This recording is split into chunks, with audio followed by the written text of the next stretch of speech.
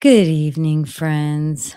It's time for Bible. I'm super late again, but uh that will change soon. So, we'll be back to mornings pretty soon. All right, it's day 175, June 24th, and today we're going to go through Isaiah chapters 8 through 11, and we are going to start with the coming Assyrian invasion, pardon me.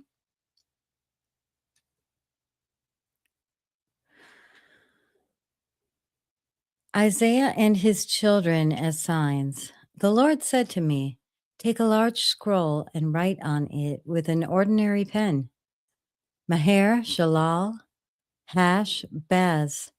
So I called in Uriah the priest and Zechariah, son of Jerobekiah, Jeberechiah, as reliable witnesses for me. Then I made love to the prophetess, and she conceived and gave birth to a son. And the Lord said to me, name him Maher Shalal Hash Baz. For before the boy knows how to say my father or my mother, the wealth of Damascus and the plunder of Samaria will be carried off by the king of Assyria. The Lord spoke to me again. Because this people has rejected the gently flowing waters of Shiloah and rejoices over reason, and the son of Ramaliah.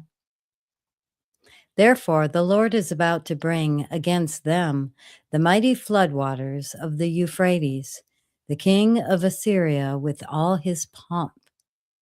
It will overflow all its channels, run over all its banks, and sweep on into Judah, swirling over it, passing through it, and reaching up to the neck. Its outspread wings will cover the breadth of your land, Emmanuel. Raise the war cry, you nations, and be shattered. Listen, all you distant lands. Prepare for battle and be shattered. Prepare for battle and be shattered. Devise your strategy, but it will be thwarted. Propose your plan, but it will not stand, for God is with us. A call to trust the Lord. This is what the Lord says to me with his strong hand upon me, warning me not to follow the way of this people. Do not call conspiracy everything this people calls a conspiracy. Do not fear what they fear, and do not dread it. The Lord Almighty is the one you are to regard as holy. He is the one you are to fear. He is the one you are to dread. He will be a holy place for both Israel and Judah. He will be a stone that causes people to stumble and a rock that makes them fall. And for the people of Jerusalem, he will be a trap and a snare. Many of them will stumble. They will fall and be broken. They will be snared and captured. Bind up this testimony of warning and seal up God's instruction among my disciples. I will wait for the Lord, who is hiding his face from the descendants of Jacob.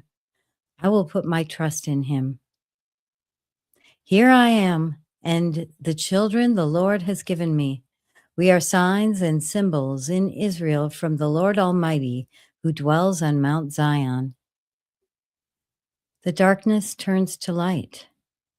When someone tells you to consult mediums and spirits who whisper and mutter, should not a people inquire of their God? Why consult the dead on behalf of the living? Consult God's instruction and the testimony of warning. If anyone does not speak according to this word, they have no light of dawn. Distressed and hungry, they will roam through the land. When they are famished, they will become enraged, and looking upward will curse their king and their God. They will look toward the earth and see only distress and darkness and fearful gloom, and they will be thrust into utter darkness. Hope in the Messiah.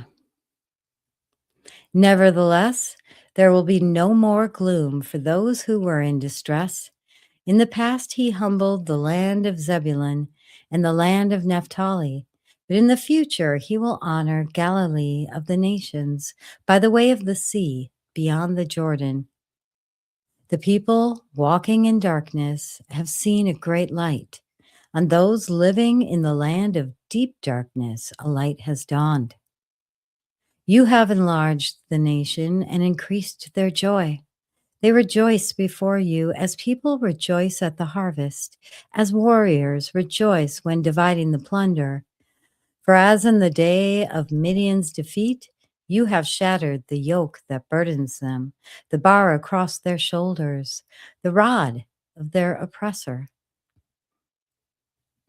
Every warrior's boost used in battle and every garment rolled in blood will be destined for burning, will be fuel for the fire. For to us a child is born, to us a son is given, and the government will be on his shoulders.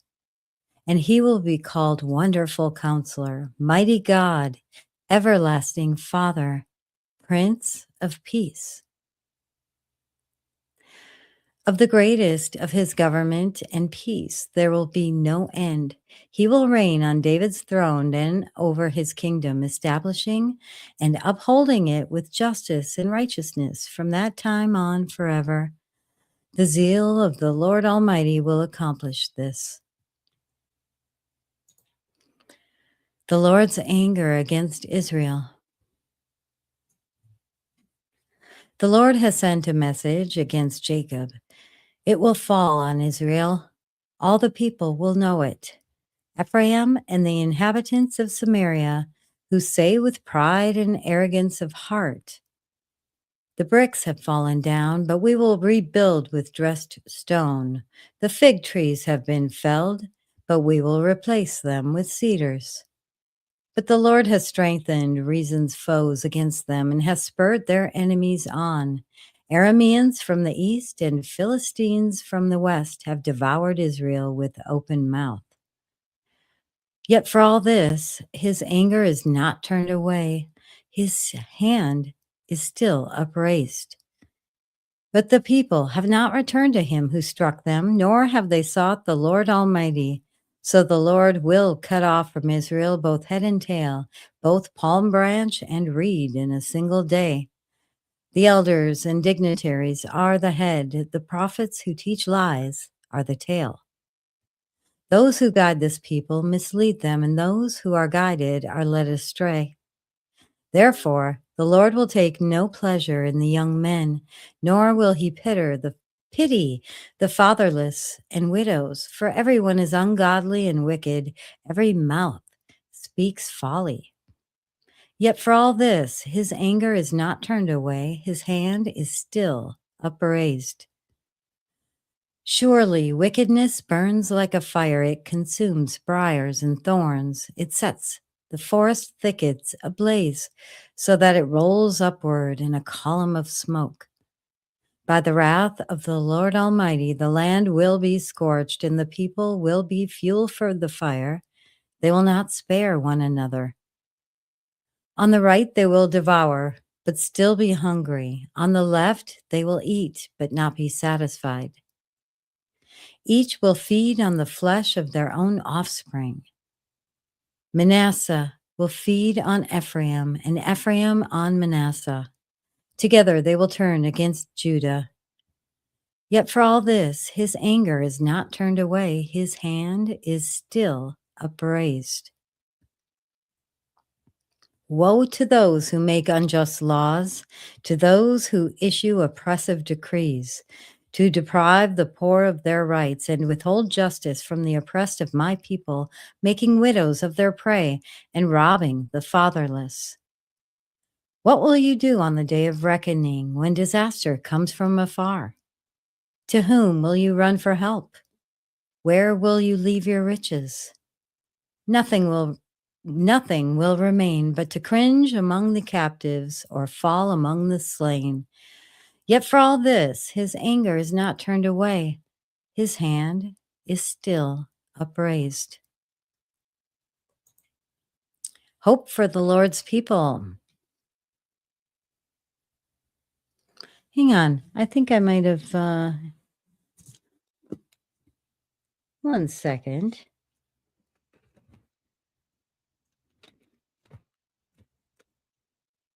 Oh, no.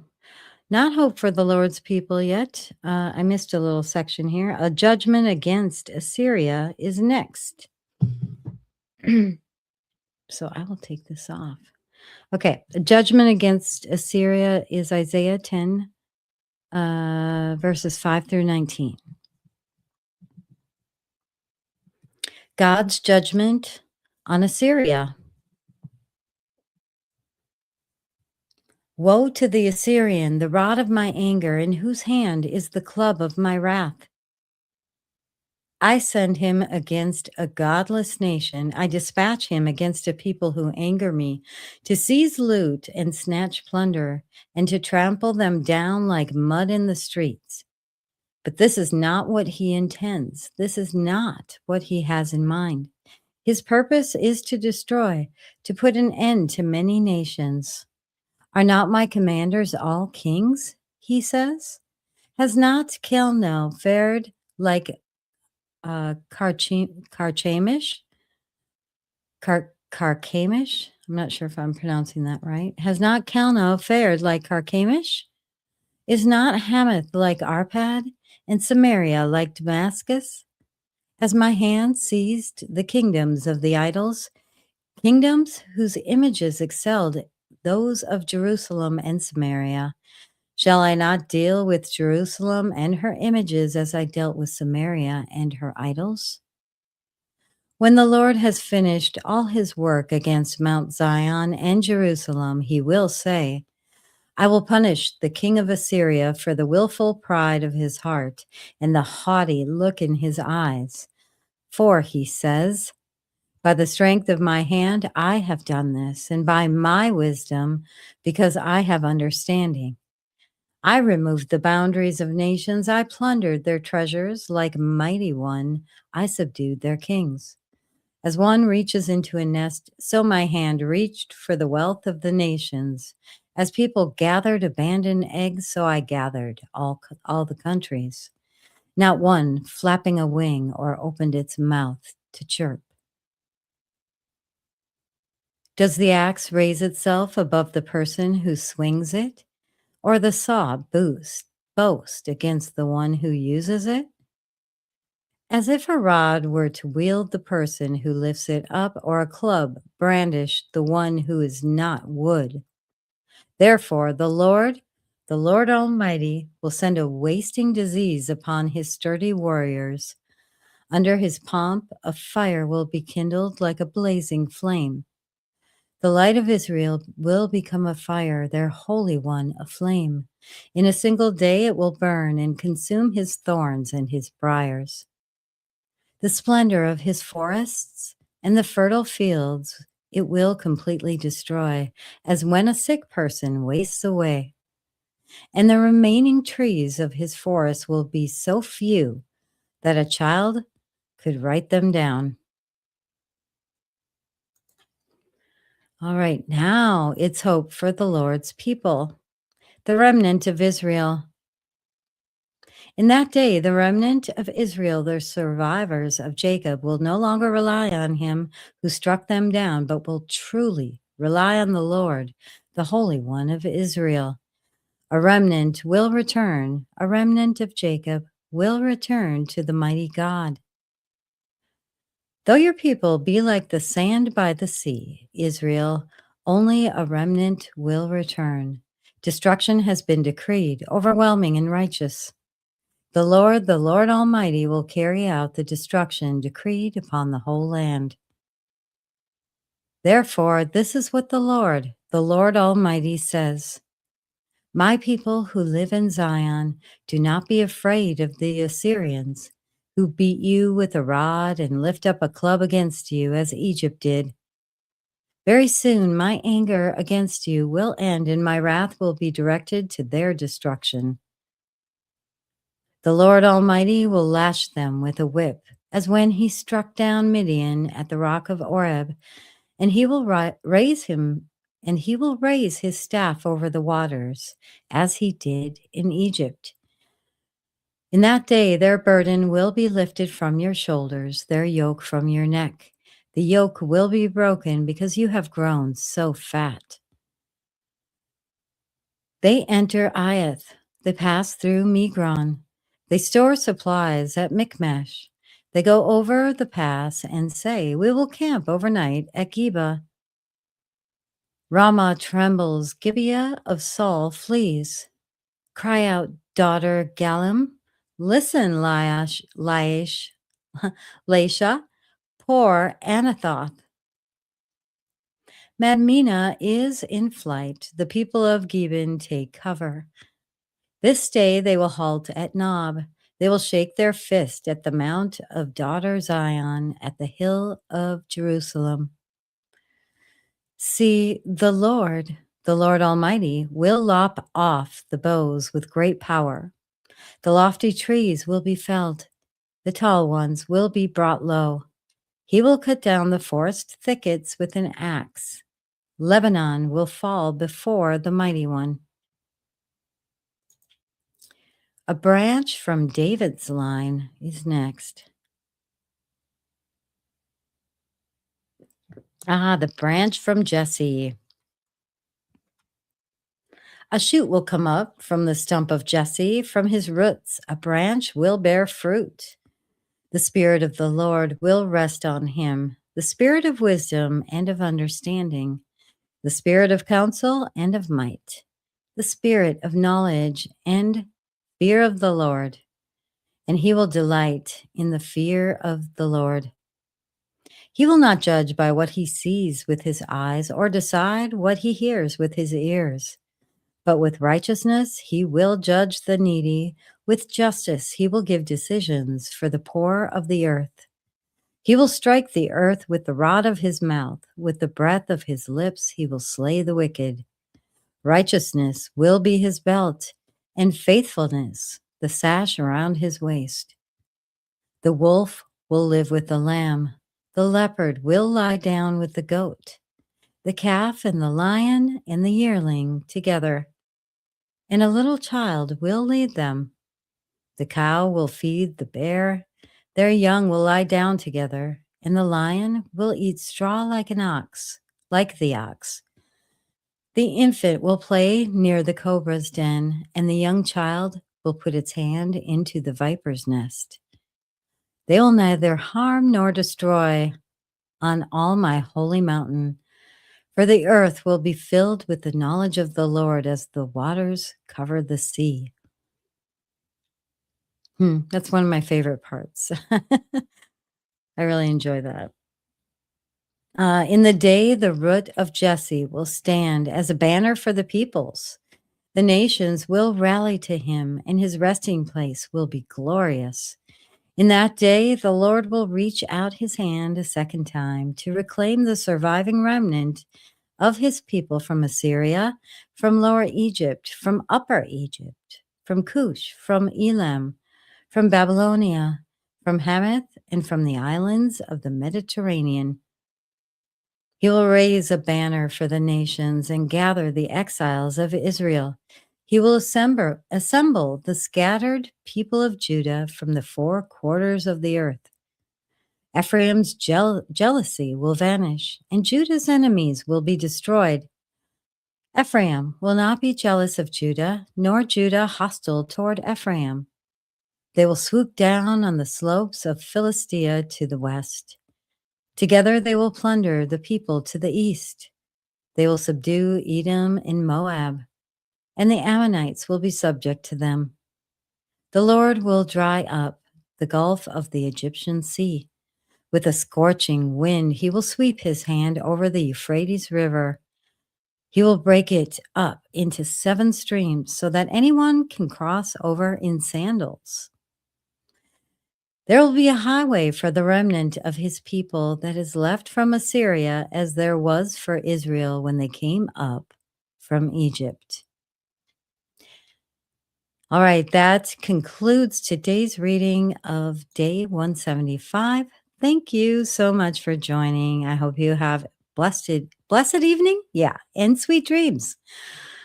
All right, we'll see you tomorrow for day 176. Bye-bye.